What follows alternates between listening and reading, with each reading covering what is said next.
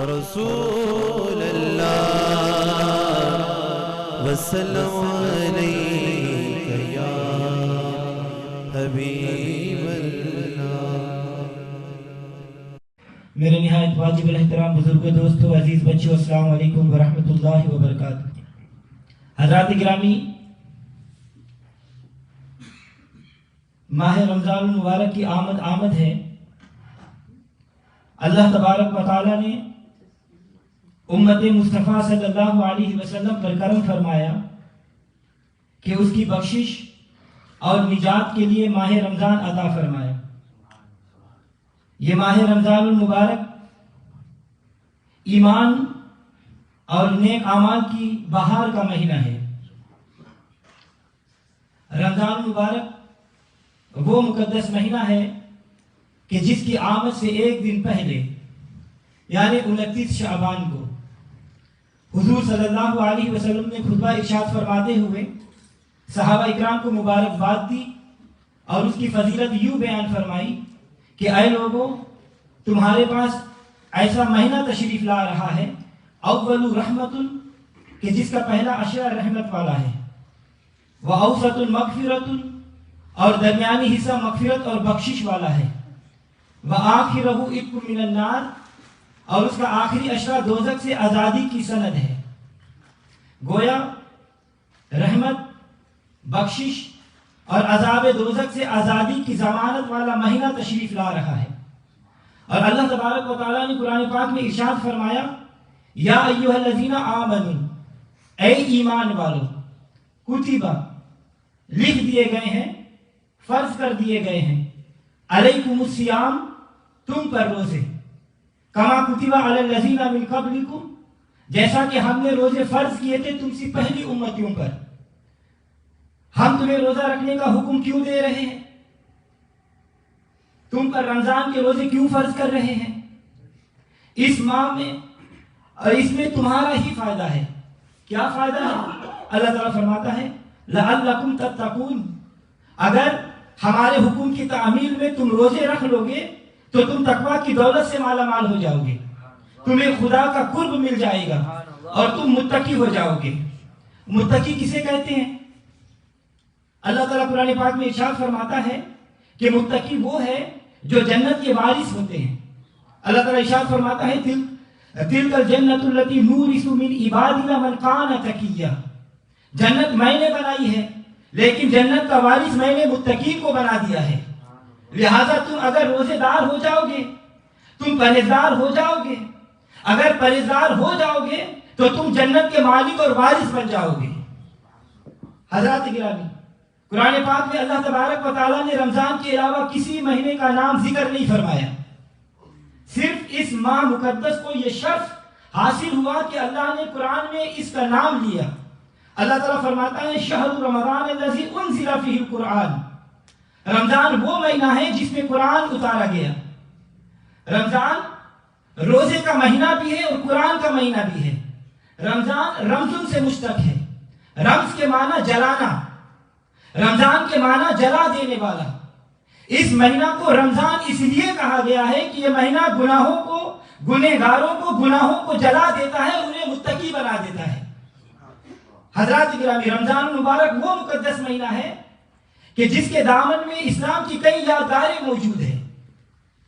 3 رمضان المبارک کو جگر گوشہ رسول سیدہ عالمین خاتون جنت سیدہ فاطمہ رضی اللہ تعالیٰ عنہ کا یوم وصال ہے، اور 10 رمضان المبارک کو خاتون اول رفیقہ نبوت ام المؤمنین سیدہ خدیجہ الکبریٰ رضی اللہ تعالیٰ عنہ کا یوم وصال ہے، اور 10 رمضان کو ہی جشن فتح مکہ ہے، اور 17 رمضان المبارک کو صدیقہ کائنات ام المؤمنین سیدہ عائشہ صدیقہ رضی اللہ تعالیٰ عنہ کا یوم وصال بھی ہے اور یوم غزوہ بدر بھی، اور 21 رمضان المبارک کو مولا کائنات شیر خدا حیدر کرار سیدنا علی کرم اللہ وجہ الکریم کا یوم شہادت بھی ہے، اور اس کے آخری اشرا میں اعتکاف بھی ہے اور لیلۃ القدر بھی، نزول قرآن بھی ہے اور رحمت رحمان بھی۔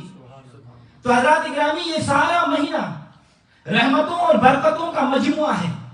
یوں سمجھو کہ رحمتوں اور برکتوں اور بخششوں کا سیزن یوں آ گیا کہ محنت تھوڑی کرو نفع زیادہ پاؤ، کام تھوڑا کرو اجرت زیادہ لو، ایک نیکی کرو 70 گنا ثواب لو، ایک نفل پڑھو ایک فرض کے برابر ثواب لو، ایک فرض پڑھو 70 فرضوں کا ثواب لو۔ توجہ چاہوں گا، بندہ جب کوئی نیکی کرتا ہے، بندہ جب کوئی عمل کرتا ہے تو فرشتوں کو اس کے اجر کا پہلے سے ہی علم ہوتا ہے۔ جیسا بندہ عمل کرتا ہے اسی کے مطابق اس کا ثواب وہ لکھ دیا جاتا ہے۔ رجسٹر کرام کاتبین کے پاس موجود ہے، وہ لکھتے جاتے ہیں۔ بندہ نماز پڑھے فرشتے لکھ لیتے ہیں، بندہ حج کرے فرشتے لکھ لیتے ہیں، بندہ زکوٰۃ دے فرشتے لکھ لیتے ہیں۔ گویا کوئی نیکی کرے فرشتے اس کی ہر نیکی کو لکھ لیتے ہیں۔ اسی طرح اگر کوئی بدی کرے معاذ اللہ، کوئی گناہ کرے معاذ اللہ، تو بدی کو بھی گناہ کو بھی وہ لکھ لیتے ہیں۔ لیکن جب کوئی بندہ روزہ رکھے اور روزہ مکمل کرے تو جب فرشتے اس کے اجر کو لکھنے کا ارادہ کرتے ہیں تو اللہ تبارک و تعالیٰ فرماتا ہے کہ اے فرشتوں، کیا میرے بندوں کے لیے ثواب لکھنے لگے ہو؟ فرشتے عرض کرتے ہیں ہاں یا اللہ۔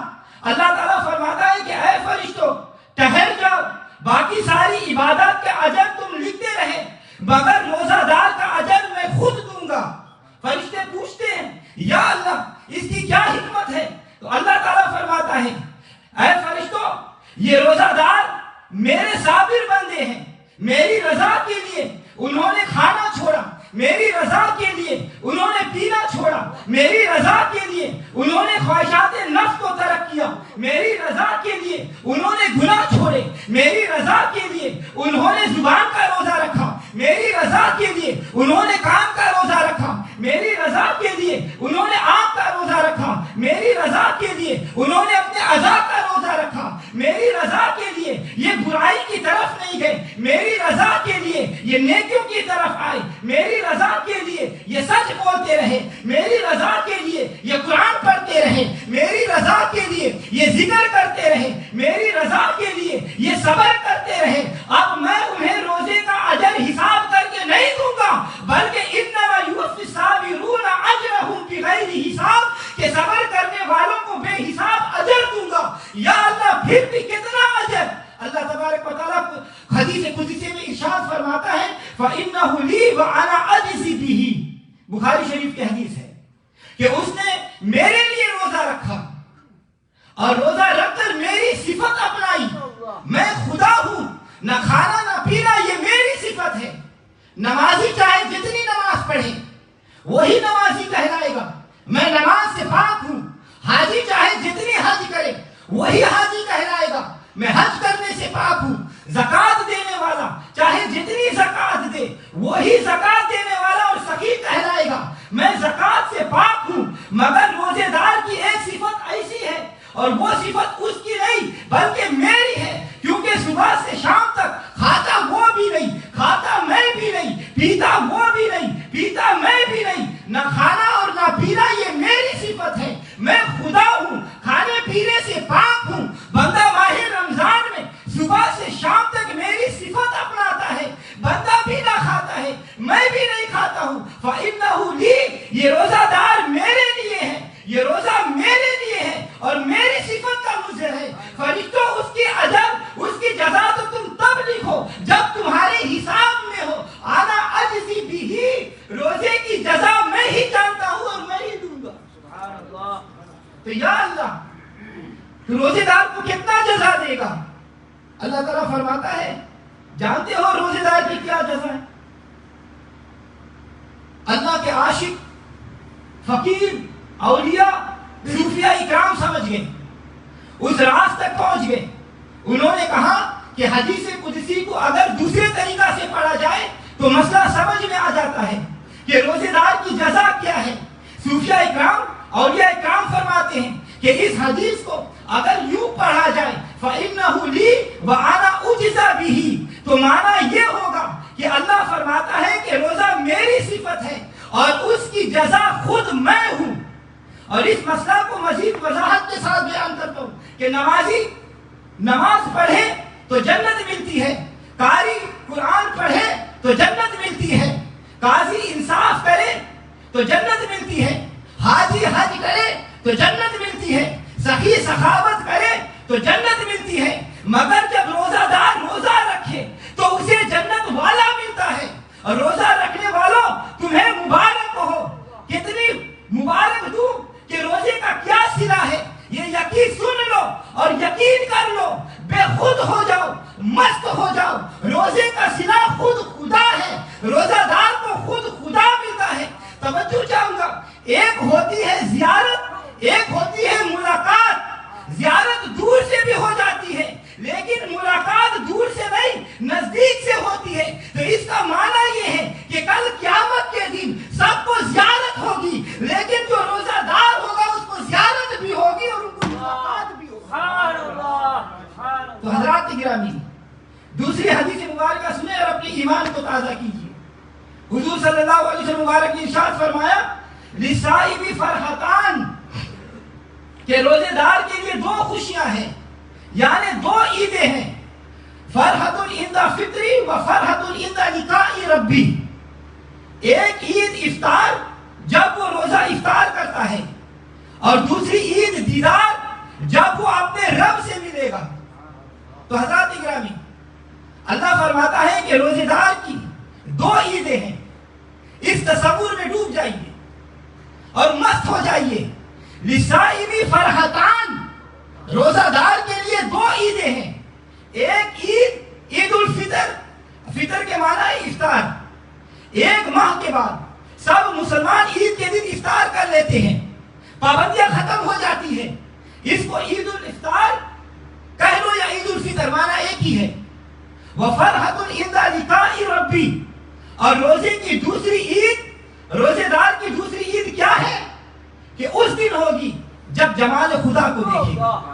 حضرات گرامی، اللہ کا دیدار بہت بڑی نعمت ہے۔ اس بات کو یوں سمجھو کہ شہید کی بڑی شان ہے۔ اللہ تعالیٰ قرآن پاک میں ارشاد فرماتا ہے، وَلَا تَقُولُوا لِمَنْ يُقْتَلُ فِي سَبِيلِ اللَّهِ أَمْوَاتٌ بَلْ أَحْيَاءٌ۔ شہید کو اتنی شان اس لیے ملی کہ اس نے اپنی جان اللہ کے حوالے کر دی اور یوں کہا کہ یہ جان میری کب ہے، مجھے تو غلطی لگی تھی کہ یہ جان میری ہے، نہ جسم میرا نہ جان میری، خدایا یہ سب کچھ تیرا ہے۔ بس شہید کی یہ ادا خدا کو پسند آ گئی۔ اللہ تو ادائیں دیکھتا ہے، اللہ بڑا بے نیاز ہے، اسے ہمارے نمازوں ہمارے روزے کی ضرورت نہیں۔ کوئی روزہ رکھے نہ رکھے اسے کیا پرواہ ہے، کوئی نماز پڑھے نہ پڑھے اس کا کیا خطرہ ہے، ارے نفع و نقصان تو بندوں کا ہے۔ حضور صلی اللہ علیہ وسلم مبارک نے ارشاد فرمایا، اللہ نہ تمہارے صورتیں دیکھتا ہے، نہ تمہاری شکلیں دیکھتا ہے، نہ تمہارے لباس دیکھتا ہے، بلکہ تمہارے اعمال کو دیکھتا ہے۔ وَلَكِنَّ اللَّهَ يَنْظُرُ إِلَىٰ قُلُوبِكُمْ وَنِيَّتِكُمْ، اللہ تو تمہارے دلوں کی نیتیں دیکھتا ہے کہ اس کی نیت سچی ہے یا نہیں ہے، میرے ساتھ مخلص کون ہے، نیت کس کی درست ہے، اندر سے میرے ساتھ کون ہے، زبانی دعویٰ کون کرتا ہے کہ میں اللہ کا ہوں اور واقعی یہ میرا کون ہے، یہ اللہ دیکھتا رہتا ہے۔ حضرات گرامی، جب شہید کہتا ہے یا اللہ نہ جسم میرا، یا اللہ نہ جان میری، یا اللہ میں بھی تیرا، یا اللہ یہ جان بھی تیری، یا اللہ میں اپنی جان تیرے حوالے کرتا ہوں، جو چاہے کرے، تو شہید کی یہ ادا اللہ کو پسند آ گئی۔ توجہ چاہوں گا، بندے دو ہی ہوتے ہیں، یہ یاد رکھنا، بندے صرف دو ہوتے ہیں، ایک بندہ شہید، دوسرا بندہ عاشق، اور اس کے علاوہ سب گندے ہیں۔ وہ اصل میں بندے نہیں بلکہ بڑے گندے ہیں۔ روزے دار کی ذات میں بھی شہادت کا ایک مفہوم پایا جاتا ہے۔ لفظ شہید کا لغوی معنی ہے دیکھنا، مشاہدہ کرنا۔ الشہادت و شہود مع المشاہدت اما بالبصیر او بالبصیرہ۔ شہید مشاہدہ کرنے والے کو کہتے ہیں جو دیکھ لے، خواہ دل کی آنکھ سے دیکھے یا سر کی آنکھ سے دیکھے۔ اللہ تعالیٰ قرآن پاک میں ارشاد فرماتا ہے، یا ایھا النبی انا ارسلناک شاہدا، اے محبوب تیرے خدا نے تجھے ایسا شاہد بنایا کہ تجھے کبھی دل کی آنکھوں سے دیکھتا ہے، کبھی سر کی آنکھوں سے، تو مجھے دیکھتا رہتا ہے، میں تجھے دیکھتا رہتا ہوں۔ فَإِنَّكَ بِأَعْيُنِنَا، شہید دو طریقہ کے ہوتے ہیں، ایک شہید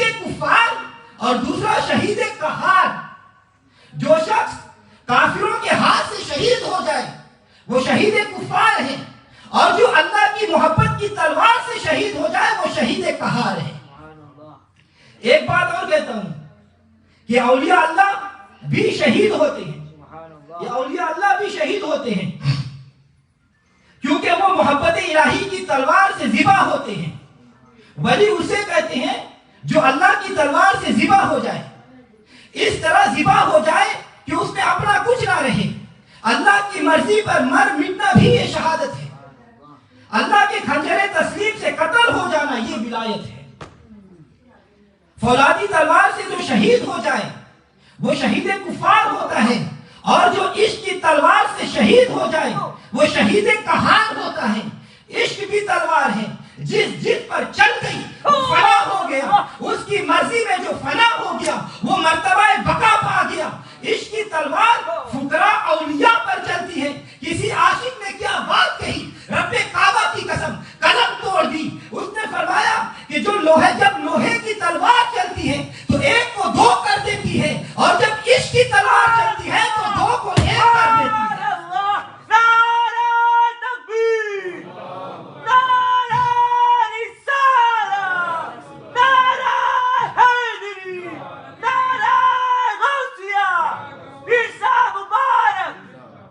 جب لوہے کی تلوار چلتی ہے تو ایک کو دو کر دیتی ہے، اور جب عشق کی تلوار چلتی ہے تو دو کو ایک بنا دیتی ہے۔ حضرات گرامی، کہنا یہ چاہتا ہوں کہ جب عشق کی تلوار چلے تو پھر یار کا دیدار ہو جاتا ہے، اور یار کا دیدار دو مقام پر ہوتا ہے۔ یار کا دیدار دو مقام پر ہوتا ہے۔ ایک شہید کو جب اس کی گردن کٹتی ہے، اس کے جسم سے روح نکلتی ہے، اس کے خون کا پہلا قطرہ زمین پر بعد میں گرتا ہے، وہ خدا کو پہلے دیکھ لیتا ہے۔ اور دوسرا مقام جب روزہ دار شام کو روزہ افطار کرتا ہے، پانی کا گھونٹ اور روٹی کا لقمہ پیٹ میں بعد میں گرتا ہے، پہلے خدا کو دیکھ لیتا ہے۔ حضور صلی اللہ علیہ وسلم مبارک نے فرمایا کہ مومن کو افطار کے وقت خدا کا دیدار ہوتا ہے، مومن کو افطار کے وقت خدا کا دیدار ہوتا ہے، اور اسی پر ایمان رکھو، یہ فرمان نبوت ہے اور اس میں شک نہیں کرنا۔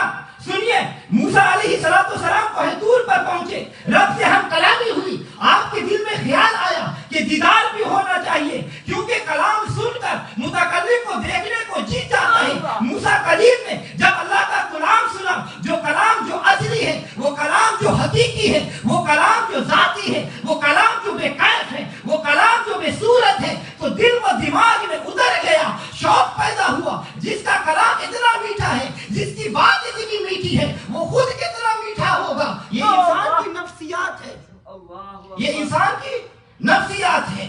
حضرات گرامی، جب موسیٰ علیہ السلام کو شرف ہم کلامی سے نوازا گیا تو لذت کلام شوق دید کا مطالبہ بن گئی، اور عرض کی ربی ارینی، مولا ذرا سامنے تو آ۔ اب پردہ بھی ہٹا، اللہ نے فرمایا لن ترانی، تم مجھے ہرگز نہیں دیکھ سکتے۔ حضرات گرامی، ادھر خدا اپنے قریب کو فرماتا ہے کہ تم مجھے دیکھ نہیں سکتا، اور ادھر اپنے حبیب کو معراج کی رات بلا کر سارے پردے ہٹا کر فرماتا ہے مجھے دیکھتا جا، میں تجھے دیکھتا جاؤں۔ جب خدا نے فرمایا موسیٰ تم مجھے نہیں دیکھ سکتا، تو موسیٰ علیہ السلام نے کہا کہ مولا تیرا شکریہ، چلو ذات نہ صحیح تو بات ہی صحیح، دیدار نہیں تو گفتار ہی صحیح، کیونکہ جس کے ساتھ پیار ہو کسی نہ کسی بہانے اس کے ساتھ باتیں لمبی کر دی جاتی ہے۔ جی چاہتا ہے کہ چھیڑ دے ان سے ہم کلام، جی چاہتا ہے کہ چھیڑ دے ان سے ہم کلام، لگے گی دیر کچھ تو سوال و جواب میں۔ تو حضرات گرامی، اور جو لوگ توجہ چاہوں گا، جو لوگ یہ کہتے ہیں یہ قرآن وعید کی کتاب ہے، رب کعبہ کی قسم، رب محمد کی قسم، وہ حکمت قرآن سے نا واقف ہے۔ قرآن محبت کی کتاب ہے، قرآن عشق کا نصاب ہے۔ دیکھیے، جب موسیٰ علیہ السلام کوہ طور پر گئے، شرف ہم کلامی ہوئی، تو اللہ نے پوچھا وَمَا تِلْكَ بِيَمِينِكَ يَا مُوسَىٰ، اے موسیٰ تمہارے دائیں ہاتھ میں کیا ہے؟ تو جواب تو صرف یہی تھا، یہ عصائی، یہ میرا عصا ہے۔ چاہیے تو یہ تھا کہ اسی پر اکتفا کرتے، لیکن آپ چاہتے تھے کہ محبوب حقیقی سے ہم کلامی کی لذت زیادہ سے زیادہ دیر تک محدود ہوتا رہوں، لہذا यूं फरमाया, हिया असाया तवक्कुहा व हुशा बिहा अला गनमी वलिया फीहा मा अरीब उखरा। या अल्लाह, ये मेरा असा है, मुझे जब जरूरत पड़ती है तो उसके साथ टेक लगा लेता हूँ, और कभी बकरियों के लिए दरख्तों से पत्ते झाड़ लेता हूँ, और मेरे लिए इसमें कई और भी फायदे हैं। तो मकसद ये था कि किसी तरह बात लंबी हो जाए, जात का जलवा नहीं तो बात के मजे ही ले लूं, जात का दीदार नहीं तो गुफ्तार के मजे ही ले लूं। हजरत मूसा अलैहिस्सलाम ने अल्लाह ताला से पूछा, या अल्लाह, तूने जितना मुझे कुर्ब अता फरमाया है किसी और को भी अता फरमाया है या किसी और को भी अता फरमाएगा? अल्लाह ने फरमाया कि हाँ, तुम इस मामले में मुनफरिद नहीं, मेरे और भी बंदे हैं जिन्हें मैं अपना कुर्ब अता फरमाऊंगा। मूसा अलैहिस्सलाम ने पूछा, या अल्लाह, वो कौन है? या अल्लाह, कितना? अल्लाह ने फरमाया कि मूसा, तूर पर मैं तुझसे हम कलाम तो हूँ, लेकिन तेरे और मेरे दरमियान 70,000 पर्दे अभी बाकी है। तुम पूछते हो किसी और को भी इतना कुर्ब अता फरमाएगा? तो ऐ मूसा सुनो, ऐ कलीम, मेरे एक हबीब है, उसकी प्यारी प्यारी उम्मत आएगी, मैं अपने हबीब की उस उम्मत को रमजान का महीना दूंगा। मेरे हबीब की उम्मत जब रमजान के रोजे रखेगी और सुबह से शाम तक हालत रोजा में रहेगी, और जब मेरे हबीब का उम्मती शाम के वक्त कान लगाएगा, मस्जिद से अजान की आवाज की इंतजार करेगा, हाथ में पानी का प्याला लेकर इफ्तारी की तैयारी करेगा। ऐ मूसा, मेरे और तेरे दरमियान दूर पर 70,000 पर्दे हैं, लेकिन मुझे अपनी इज्जत और जलाल की कसम, मैं अपने और अपने हबीब के रोजेदार उम्मती के दरमियान इफ्तार के वक्त एक भी पर्दा बाकी नहीं रखूंगा।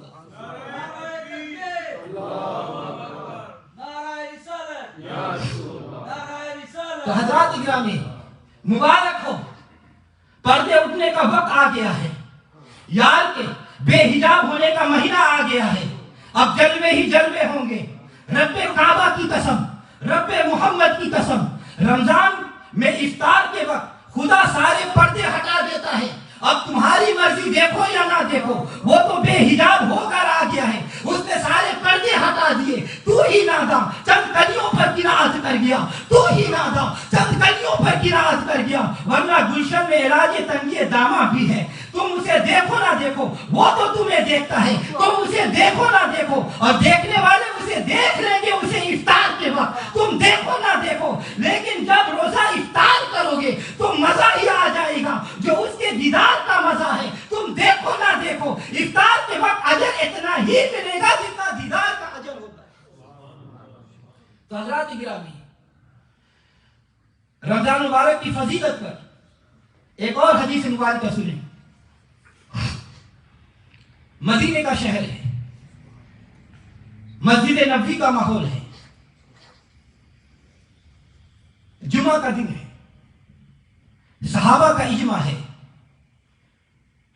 निगाहें हुजरा नबी पर मरकूज है। एक पर्दा उठा, आस्तान रिसालत चमका, माहौल में ज़ौक़ और शौक़ की कैफियत का नुज़ूल हुआ।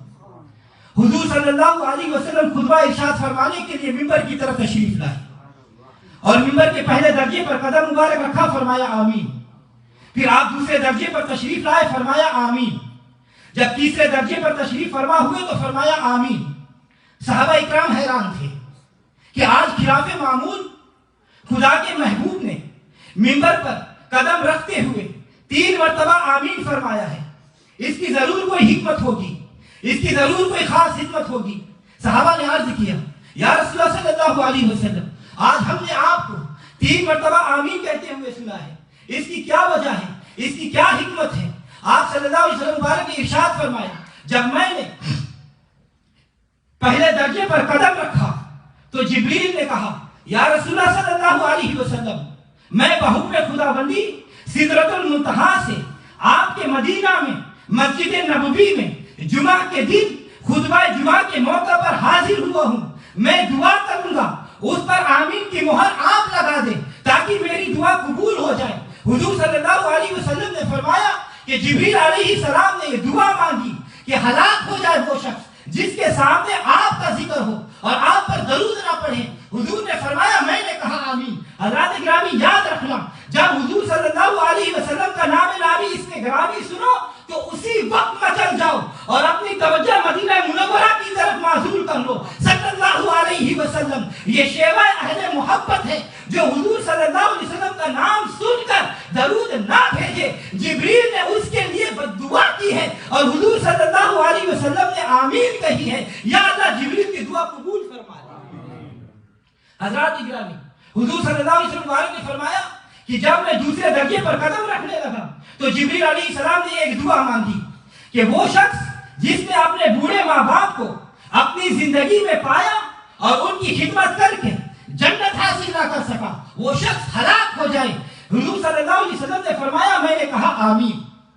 تو جس نے بڑھاپے میں اپنے ماں باپ کو پایا اور ان کے بڑھاپے پر اسے رحم نہیں آیا، اسے ترس نہیں آیا، ان کی خدمت نہیں کر سکا اور ان کی دعائیں لے کر جنت حاصل نہیں کر سکا، وہ شخص ہلاک ہو گیا۔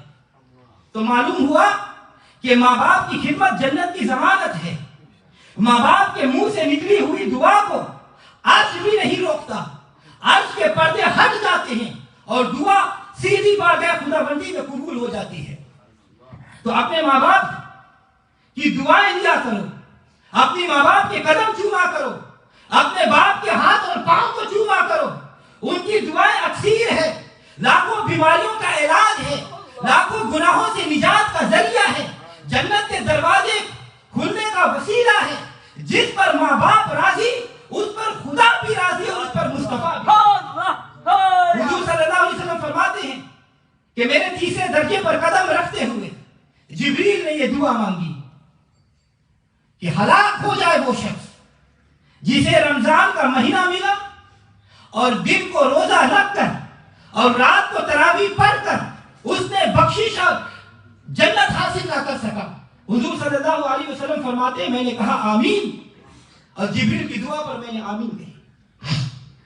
توجہ چاہوں گا، کتنا بدقسمت ہے جس کے پاس ماہ رمضان آئے اور رمضان بھی وہ جو خدا کا مقدس مہمان ہے اور پھر کوئی خدا کے اس مہمان کا استقبال نہ کرے، ماہ رمضان کا ادب و احترام نہ کرے، ماہ رمضان میں دن کے وقت کھانے پینے سے باز نہ آئے، ماہ رمضان کی بے حرمتی کرے، جو خدا کے مقدس مہمان کی عزت نہ کرے وہ ہلاک ہو گیا۔ جبریل دعا کرتے ہیں کہ ہلاک ہو جائے، حضور صلی اللہ علیہ وسلم فرماتے ہیں آمین، خدا فرماتا ہے مجھے تم دونوں کی دعا قبول ہے۔ تو روزے دار بڑے خوش نصیب ہیں جو دعا لیتے ہیں جبریل کی اور رسول اللہ صلی اللہ علیہ وسلم کی، اور روزہ نہ رکھنے والے بڑے بد نصیب ہیں، بڑے بدقسمت ہیں اور اپنے لیے ہلاکت کا سامان کر رہے ہیں۔ ماہ رمضان المبارک کا حق ہے کہ اس کا احترام کریں، ہم اس کا استقبال کریں، ماہ رمضان کے لیے مساجد سجائیں، افطاری کا اہتمام کریں، نماز تراویح پڑھیں اور لوگوں کے آنے جانے کے لیے اہتمام کریں۔ ہم نماز تراویح میں قرآن سننے کا خود بھی اہتمام کریں اور لوگ بھی مسجد تراویح کے لیے آئیں۔ اور حضرات گرامی، نماز تراویح انتہائی ذوق اور شوق سے پڑھو، کیونکہ حضور صلی اللہ علیہ وسلم کا ارشاد پاک ہے، الصیام والقرآن یشفعان للعبد یوم القیامہ، کہ روزہ دار اور قرآن، روزہ اور قرآن یہ دونوں بندے کی شفاعت کریں گے۔ تو اس حدیث کا مطلب یہ ہے کہ دن کے وقت روزے رکھو اور رات کو تراویح میں قرآن سنو تاکہ رمضان اور قرآن کی شفاعت کے مستحق ہو جاؤ۔ معلوم ہوا کہ دن میں روزہ اور رات کو نماز تراویح یہ دو کام بنیادی ہیں۔ جس نے روزہ رکھا اور نماز تراویح نہ پڑھی اس کا روزہ ناقص ہو گیا، اس لیے کہ روزہ اور تراویح لازم اور ملزوم ہے۔ توجہ چاہوں گا، آج کل مسلمان بڑے عجیب ہیں، آج کل ہم بڑے عجیب ہیں، جدھر آسانی دیکھتے ہیں ادھر بھاگتے ہیں۔ اور یاد رکھنا، اسلام میں 8 تراویح کا کوئی تصور ہی نہیں ہے، اسلام میں 8 تراویح کا کوئی تصور نہیں۔ نبی صلی اللہ علیہ وسلم کے عمل سے 3 دن نماز تراویح ثابت ہے اور آپ نے نماز تراویح 20 رکعت پڑھی ہے۔ حضرت عبداللہ ابن عباس رضی اللہ تعالیٰ عنہ سے روایت ہے کہ حضور صلی اللہ علیہ وسلم رمضان المبارک میں وتر کے علاوہ 20 رکعت تراویح پڑھا کرتے تھے۔ خلفائے راشدین کے زمانے میں 20 رکعت نماز تراویح ترمذی شریف سے ثابت ہے۔ توجہ چاہوں گا، 8 رکعت تراویح نہ حضور نے پڑھی نہ صدیق اکبر نے پڑھی، نہ فاروق اعظم نے پڑھی، نہ عثمان غنی نے پڑھی، نہ مولا علی نے پڑھی۔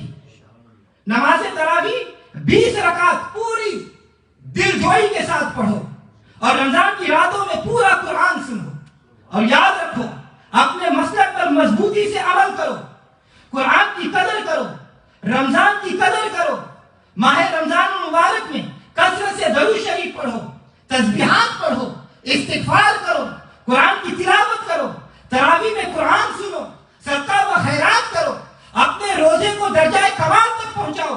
آنکھوں کا بھی روزہ ہو کہ نظر میلی نہ ہو، زبان کا بھی روزہ ہو کہ کسی کی غیبت نہ ہو، کسی کی برائی نہ کرو، کسی کو گالی گلوچ نہ کرو، ہاتھوں کا بھی روزہ رکھو، پاؤں کا بھی روزہ رکھو، منہ کا بھی روزہ رکھو، زبان کا بھی روزہ رکھو، کان کا بھی روزہ رکھو، تاکہ تمہارا سارا وجود روزے کی برکتوں سے مالا مال ہو جائے۔ اللہ تبارک و تعالی ہم سب کو اس پر عمل کرنے کی توفیق عطا فرمائے۔